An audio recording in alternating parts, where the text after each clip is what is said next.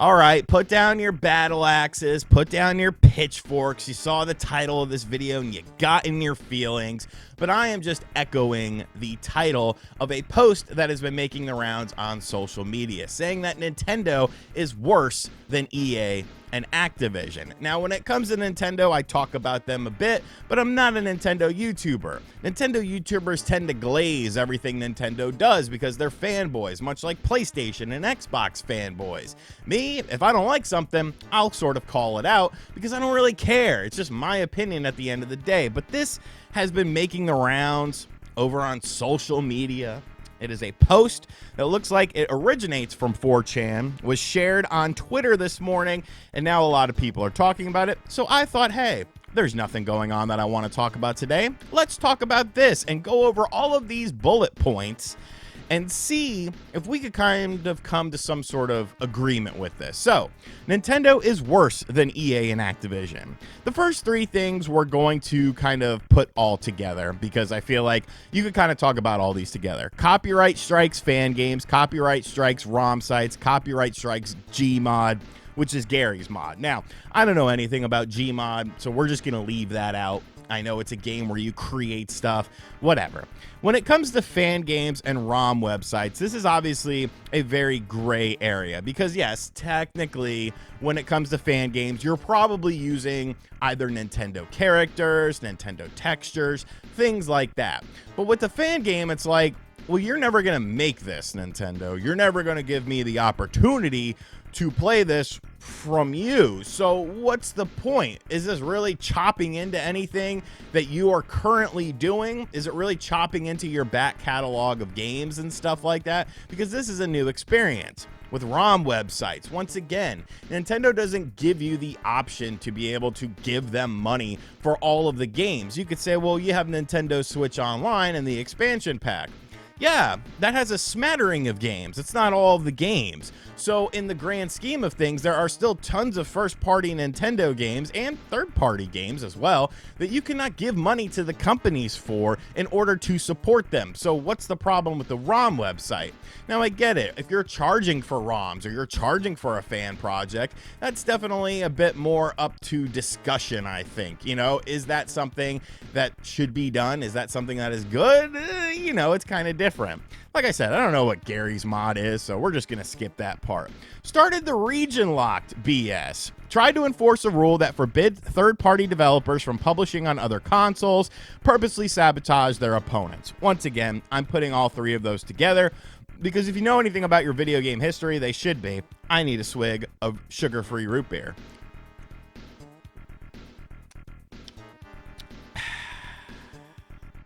All right, so try to enforce the rule that forbid third-party developers from publishing on other consoles. That wasn't tried to enforce. That was enforced. That was something that did end up happening.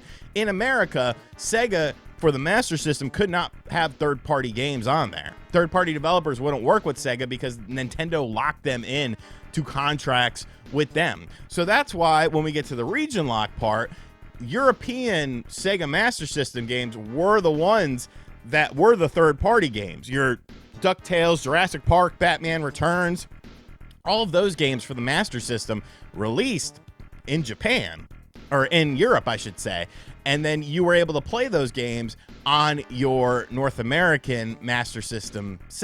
But, you know, at that time, it was harder to get those games. I do agree that third-party rule was BS. Like, that was ridiculous, dude. They didn't want competition. They also tried to make it like, oh, you can only publish X amount of games, and that's why Ultra Games came along, which was a subsidiary of Konami. You know, the region locking stuff, you know, it definitely was there. I don't like, and the sabotage, I feel, is also a part of the third party thing. Like that's kind of one and the same, but I definitely think that is a problem. Now, that is an old problem, obviously, but the fact that they even did that, you know, was kind of ridiculous when you look at it. Attempting to sue Palworld under the grounds that catching monsters in video games is patented.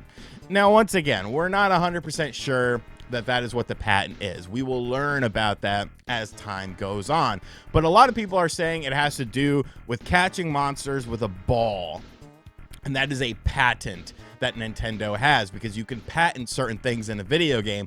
And really, that's a very slippery slope. The fact that you can even patent mechanics of a game, not just characters, not just names of things and IPs and lore, but an actual game mechanic that has been around for a very long time, that's something that should be very troubling to people. And that's why this court case is going to be very interesting. But let's be real, Nintendo's just going to pull a Yokozuna and completely smother them. Hacksaw Jim Duggan underneath is going to be Pal World, and then getting Bonsai splashed multiple times, and blood will be coming out of Pal World's mouth, and then it'll go away. And I'm not a fan of Pal World. I think that's the most overrated game of this generation. Like, holy shit, it's not a good game. But still, like, a patent on a mechanic? That's pretty sus. We'll send actual lawyers to your front door and stalk you, a la Scientology, if you dare post any of their games ROMs online. Once again, that's not inherently true. If you're selling them, yes. If you're selling them, yeah, then you get caught up in litigation. But if you're not selling them, if you're just a website that exists, like, they might send you a C&D letter, but I don't think they're actually going to show up at your front door. Now, they have shown up at other people's front doors for leaks and buying stuff early, but that's a whole nother subject. You didn't put that on the list, so I'm not going to really mention that one. Tried to destroy dreams on PS4 over Mario fan games that were available for free. Yeah, that was a thing. You know, they said this is infringing on our IP. Dreams, of course, was a game for the PlayStation 4 where people could create music and essentially create their own games, and people were importing basically Mario assets and other Nintendo IPs and putting them into the games. You know, I guess I just to play devil's advocate with that one, I guess the whole thing would be, well, you have to buy Dreams in order to play it. So you're giving money maybe under the guise of being able to create a Mario game, and there's Mario Maker, even though they're two separate entities. I'm just playing devil's advocate on that one. Almost killed their company 3 times over shitty gimmicks like the Wii U, GameCube, and N64. No, I disagree with that. Like, the Wii U was just a miscalculation. The GameCube was fine. You know, yes, the mini disc was kind of annoying, and if they put a DVD player on it, who knows what would have happened to it. But the company was fine during that time frame. I mean, you still had the handheld market. And N64, yeah, it wasn't great in Japan. You know, it was actually the least selling system out of the PS1, Saturn, and system in Japan, but stateside it did well. It also revolutionized things when it came to multiplayer. It wasn't a runaway sales success, and the cartridge didn't help that situation. But I don't agree with that. Was the biggest proponent of video game censorship and sided with Joe Lieberman during the Night Trap trials. Only surrendered after the ESRB was announced. Okay. It's funny because Howard Lincoln came out there and said Night Trap will never be on the Nintendo platform, but then it came out on the Switch. That was a problem. You know, Nintendo was dick riding against Sega because Sega was allowing, you know, more mature experiences, your Mortal Kombat's uncensored, your Night Traps and stuff, which if you look at Night Trap, it wasn't a big deal. Like, it was definitely a product of its times. And yeah, I guess maybe in this video game sphere, it looked a little bit controversial, but look at movies from around that time point. They were way worse, and kids were watching those movies. We grew up. If you're my age, you know, late 30s, early 40s or something like that, you grew up watching RoboCop, Friday the 13th, Nightmare on Elm Street. Like, these were just ingrained in us. So I can agree with that. There was a lot of dick riding for Congress during that. And, you know, it cost Nintendo when it came to Mortal Kombat 1 on the Genesis and Super Nintendo. And then what ended up happening, Mortal Kombat 2 came out on the Super Nintendo and it had all the blood and fatalities. Treats any franchise that isn't Mario, Zelda, or Pokemon like shit. That's subjective. I mean, you know, some are definitely treated higher than others, but that really boils down to sales. I mean, are you really going to put all that much, you know, stock into releasing Metroids every year or something like that? Metroids don't tend to sell well. They sell about 3 million maximum or under. Whereas a Mario game, a Zelda game, a Pokemon game, you're getting into 10 million plus for any of them, for anything that has to do with them. So I don't think that's necessarily a fair comparison. It is kind of business related. Refused to let Samus and Link appear in Fortnite due to my console exclusivity bullshit. Even when Epic told them they would appear on the Switch only, they still refused. I mean, I don't care. Are people buying games based on Fortnite cameos? I don't think so. Is it raising awareness of the characters? Like, sure, maybe, but I don't think they're actually buying games like, oh, wow, this was the character in Fortnite. Whoopity-boo. Like, people who play Fortnite. Like, yeah, it might help with marketing to some degree, but I don't know how big that crossover is. I don't think we have any data to kind of show how big that crossover is as well. It wouldn't have hurt, but would it have helped? Especially if you don't have, I never heard that Link was going to be one of the characters. I heard it was just going to be Samus, at least initially. If you don't have a Metroid game to complement it, like, who cares? I don't know. Will ruin people's lives over forgotten titles, yet refuses to publish them on the virtual console despite owning the rights. I mean, that kind of goes back to the litigation over ROM websites and stuff like that. Backstabbed Sony on the SNES CD drive and sided with Philips, which resulted in 4 of the worst games ever made. You could say that, like, first off, I don't see how that has anything to do with EA and Activision. You could say that was a problem, but I think that was a blessing in disguise. Hindsight is 2020 with the PlayStation. It wasn't a guaranteed thing that the Super Nintendo CD system was going to light the world on fire, and it introduced Sony into the video game marketplace with dominant consoles when it comes to like great libraries of games with like a PS1, PS2, PS3. You could say whatever about the current PS5 generation of Sony and how there are ups and downs with it, but to me, that was a blessing in disguise. I'm glad PlayStation emerged from this because there are so many titles, so many games, so many franchises that we wouldn't have if that happened.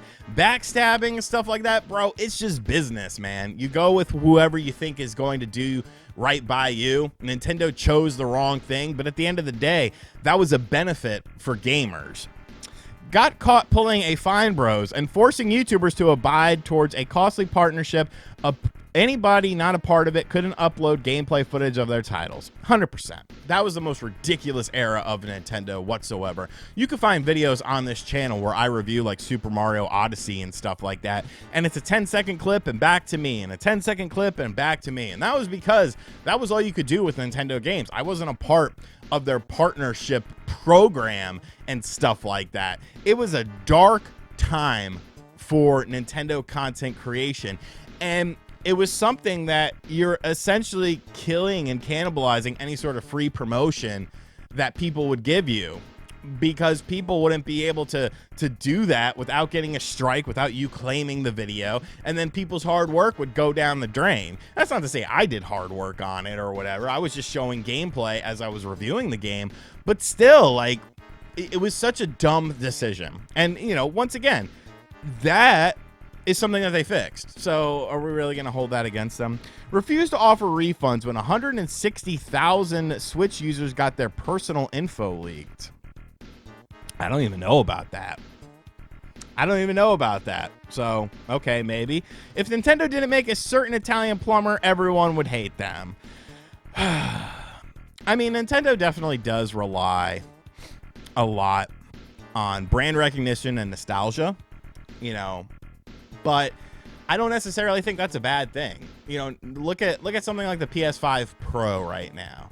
Everyone hated it until they made it look like the PS1 for the 30th anniversary, and then everyone's like, "Oh, this is the greatest thing ever!" Like, nostalgia is a hell of a drug, dude.